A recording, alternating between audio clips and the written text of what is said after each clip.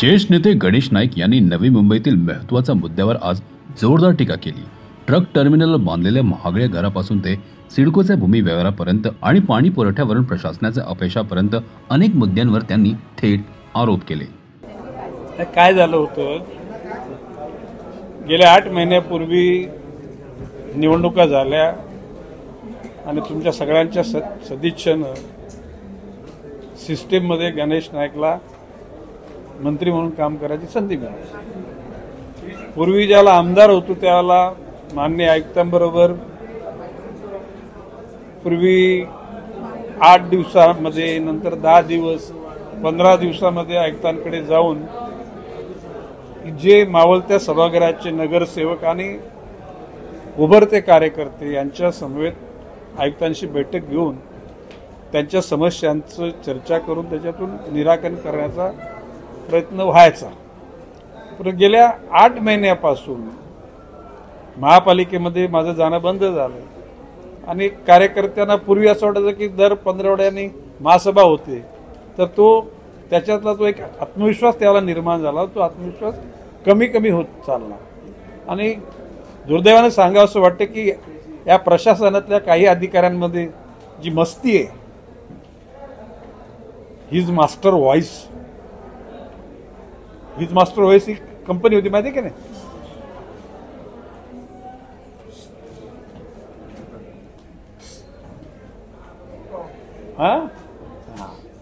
तर अशा प्रकारचे त्या लोकांनी काही घटकांवर अन्यायच केले आणि नंतर माझ्या लक्षात आलं की या 8 महिन्यामध्ये कार्यकर्त्यांमध्ये नैराश्य निर्माण व्हायला लागले, अधिकाऱ्यांच्या विषयी क्रोध निर्माण व्हायला लागले आणि एका दिवशी कधीतरी महापालिकेत जाऊन कधी वाईट प्रकार होऊ नये म्हणून मी माननीय आयुक्तांना सांगितलं की आज आता कालच अधिवेशन संपलं,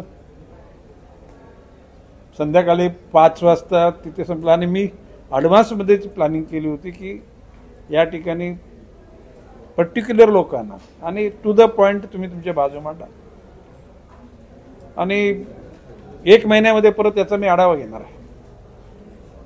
एक गोष्ट खरी आहे की काही ठिकाणी काही अधिकाऱ्यांच्या काय झाले की गेली 5 वर्ष जवळजवळ ह्या शहरामध्ये महासभा नाही, त्याच्यामुळे या आयुक्तांना महासभा काय असते ह्या नवी मुंबईची ही त्याची कल्पना पण नाही। पण त्यात सगळे मागचे सगळे आयुक्त म्हणजे आता कैलासजी शिंदे म्हणा, राजेशजी नार्वेकर, त्याच्या अगोदरचे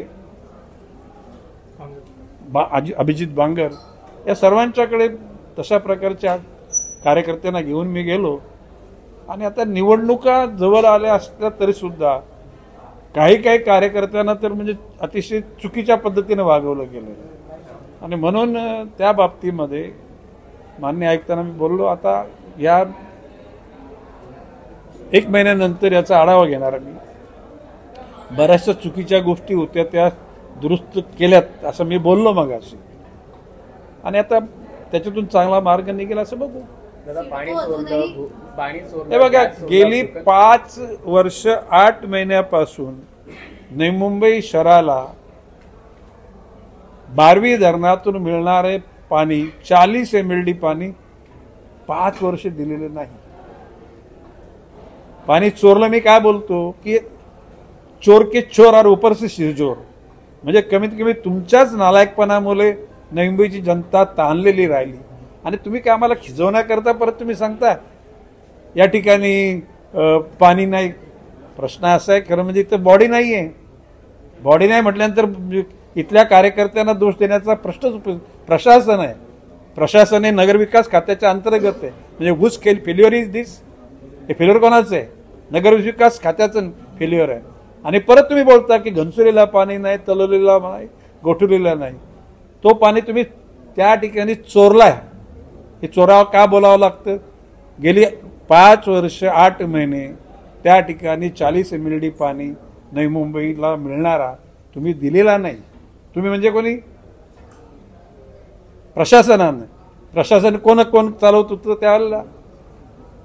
आता देवेंद्र फडणवीसांच्या मी कानावर गोष्ट घातली, गिरीश महाजनच्या कानावर घातलेली, माननीय आयुक्तांना पण पत्र दिलं आणि पाठपुरावा करायला सांगितलेला आहे मी जर का उद्याला त्या ठिकाणी जर 40 MLD पाणी नाही निघालं तर निवडणुकीच्या प्रचारामध्ये पाणी चोर ही उपाधी त्यांना घ्यावी लागेल. एक इथला नवी मुंबईतला एक नेता आहे, त्यांनी माननीय आयुक्तांना पत्र दिलंय. काय पत्र दिलंय की मंत्री महोदय गणेश नाईक यांनी अशा अशा प्रकारची टीव्हीला माहिती दिली की ह्या शहरातलं गॅस चोरला. गॅस म्हणजे ऑक्सिजन, हे फॅक्ट आहे. कोविडच्या कालखंडामध्ये रबाला MIDC मध्ये जो नवी मुंबईच्या हॉस्पिटल करता जे ऑक्सिजन गॅस त्या ठिकाणी तयार झाला होता, तो गॅस MIDC मधून चोरून नेला म्हणजे चोरूनच नेला ना. तो दुसऱ्याचे हक्क डावलणं म्हणजे ते चोरीचाच प्रकार आहे तो. म्हणजे त्यावर तुम्हाला पण सोशल मीडिया, इलेक्ट्रॉनिक मीडिया आणि प्रिंट मीडियाला माहिती आहे. त्यालाही चर्चा झाली होती ना की गॅस चोरला म्हणून. कोविडची औषधं चोरली, रेमडेसिवीर म्हणजे जी अत्यावश्यक औषधं नवी मुंबई करता आली, ती औषधं चोरून नेली. सिडकोचा कारभार नवी मुंबईमध्ये, शेतकरी प्रकल्पग्रस्त कुठले नवी मुंबईचे, पण सिडकोचे फंड कोविड सेंटरला कुठे, मुंबईमध्ये, ठाण्यामध्ये. नवी मुंबईला नाही त्याचा फायदा दिला. स्वतःच्या स्वार्थाकरता सिडकोचे भूखंड जे नवी मुंबईचे जनतेकरता मिळायला पाहिजे महापालिकेला, ते भूखंड बिल्डरांच्या घशात घातले. मी ते ओपन हाऊसमध्ये बोललेलो आहे आणि आज पुन्हा बोलतोय. जर का ह्या गोष्टी जर दुरुस्त झाल्या नाहीत, नवी मुंबई महापालिकेला जनतेच्या हिताकरता जे भूखंड पाहिजेत ते जर भूखंड या कालखंडात मिळाले नाहीत, तर प्रचाराचा मुद्दा असेल की भूखंड चोरले, स्वतःच्या स्वार्थाकरता बिल्डरच्या घशात घातले. अशा लोकांना तुम्ही काय सन्मानित करणार आहात?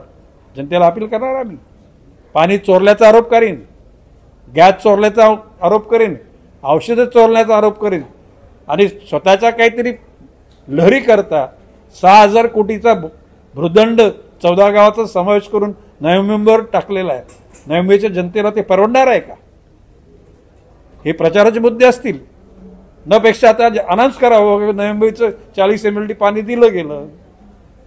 चला तर ते औषध चोरलं ते का परत का तो कोविड यावा अशी आमची इच्छा नाही. ऑक्सिजन गॅस चोरला तो गेला, परंतु 40 MLD पाणी नवी मुंबईचे आता माननीय मुख्यमंत्र्याकडे मागणी केलेली आहे. ही 14 गावं काढा. नियमाप्रमाणे एकदा निवडणुकांची ही घोषणा झाल्यानंतर ती पण इलेक्शन कमिशनरनी केली आणि सन्मान्य कोर्टाच्या आदेशाने असं केली. म्हणून ती गावं आता नाही काढता येणार, परंतु निवडणुका झाल्यानंतर ती गावं काढली जातील. माननीय मुख्यमंत्री मध्ये बोलले की पहिल्या 6 महिन्यामध्ये ही गावं आपण काढून टाकू. शेवटी नवी मुंबईच्या जनतेला 6,000 कोटीचा भूदंड हा आम्ही नाही त्यांच्या डोक्यावर देऊ देणार. माहिती करता आता का मंत्रिमंडळाच्या बैठकीत कोणी काय बोललं याचा चर्चा करायची नसते, परंतु मी बाहेर बोललोय ना की या ठिकाणी ट्रक टर्मिनलला बांधलेली घरं ती 75 लाख, गोरगरिबांची घरं का 75 लाखाची असतात. पंतप्रधान आवास योजना ती 75 लाखाची असते. खरं म्हणजे त्याच्यातली जागा मायनस केली तर ती 25 लाखाला घरं मिळतील. आणि इथंच काय गरज होती? नैनामध्ये किंवा खारघरच्या नोडमध्ये 25 लाखामध्ये ती घरं मिळाली असती. किंबहुना आता कंजेशन मोकळं झालेलं आहे. फ्रीवेच्या माध्यमातून, हायवेच्या माध्यमातून, तिकडे अटल सेतूच्या माध्यमातून लोकांना यातायात करणं अतिशय चांगलं झालेलं आहे. किंबहुना हे ट्रक टर्मिनलची वस्ती, जुईनगरची वस्ती, नेरूळची वस्ती, हे शहराचं कंजेशन करण्याची एक प्रकारची अक्कल नसलेल्या लोकांनी, मी तर बोललोय अक्कल नसलेल्या लोकांनी केलेलं हे नियोजन आहे. की जनतेला मी सांगितलेलं आहे, सिडकोच्या किंवा सरकारच्या धोरणानुसार 2015 पूर्वी बांधलेली घरं यांना अभय देण्यात आलेलं आहे, म्हणजे नॉट टू डिमॉलिश, म्हणजे ते अधिकृत झाले असं नाही. त्याचबरोबर सिडकोच्याच निर्णयानुसार गावठाणाबाहेर ज्यांनी बांधकामं केलीत अशा प्रकल्पग्रस्त लोकांनी ज्या नोडमध्ये घरं बांधलेत त्या नोडचा जो रिझर्व्ह प्राइस आहे त्याच्या 15% रक्कम भरण्याची तयारी दाखवली तर ती जागा त्यांची होणार आहे. प्रामुख्यानं माननीय मुख्यमंत्री देवेंद्रजी फडणवीस यांच्या बैठकीमध्ये मी म्हटलेलं आहे की याच्या पुढे नवी मुंबईचा जर रिडेव्हलपमेंटचा जर विचार होणार असेल तर त्या ठिकाणी सिडकोच्या नियंत्रणाखाली होणार नाही, तो महापालिकेचे नियंत्रण करा. आणि माननीय मुख्यमंत्र्यांनी तशा प्रकारचे निर्देश दिले की ह्या ठिकाणी नवी मुंबईमध्ये पुनर्निर्माण होणार असेल तर ती सिडको नाही महापालिका करेल. आणि सिडकोला माननीय मुख्यमंत्र्यांनी सुनावले, आता बस झालं, तुम्ही दुसरीकडे जा, आता इथे खणण्याचं काम बंद करा. खणण्याचं काम म्हणजे हा फार मोठा शब्द आहे. काय बोलले, इथे अजून किती खणत बसलात तुम्ही, आता इथून दुसरीकडे जा तुम्ही. हे असे माननीय मुख्यमंत्र्यांनी सिडकोच्या अधिकाऱ्यांना आणि नगरविकास अधिकाऱ्यांना सुनावले. दादा, पुनर्वसनाच्या सोबत इथं झोपडपट्टीचं पुनर्वसनाचा प्रश्न आहे. हे बघा, पुनर्वसनाच्या बाबतीत म्हणजे आता ओरिजिनल गावठाण, सिडकोच्या परिसरात LIG मध्ये बांधलेली घरे आणि झोपडपट्टी या सगळ्यांना एकच नियम लावून निश्चितपणे ह्या निवडणुकांच्या दरम्यानमध्येच त्याच्यावर विचार विनिमय होईल आणि निश्चितपणे एक नमुनेदार विकासाची रूपरेखा आखली जाईल, ज्याच्यामध्ये गावांचा विकास, ज्याच्यामध्ये झोपडपट्टीचा विकास, ज्याच्यामध्ये सिडकोनी बांधलेल्या LIGच्या परिसरातला विकास, पण तो त्या लोकांच्या मर्जीनुसार विकास व्हावा, त्यांना अधिक आर्थिक भुर्दंड पडू नये आणि कुठेतरी कोणाचे हक्क डावलले जाऊ नयेत. आणि म्हणून तेच लोक त्यांचा विकासाचा निर्णय घेतील. आमदार मंत्र्यांसाठी मगाशी आपण ऐकलात माननीय आयुक्त महोदयांना होर्डिंग पॉलिसीविषयी आणि फेरीवाली पॉलिसी नमुनेदार गोष्टी मी सूचना दिलेल्या आहेत. त्यावेळेला माननीय पोलीस आयुक्त भारंबे साहेब, महापालिका आयुक्त शिंदे साहेब आणि आम्ही तिघांनीच त्या गोष्टीवर चर्चा केली. लवकरच त्याचं धोरण निघेल. नेत्याचं नाव नाही, नेता काहीतरी नेत्याच्या नावाखाली तो बाजार चालतो. म्हणलं अशा कुठल्या नेत्याच्या नावाखाली बाजार चालता कामा नये. मी त्या ठिकाणी सुद्धा दिल्यात. चला.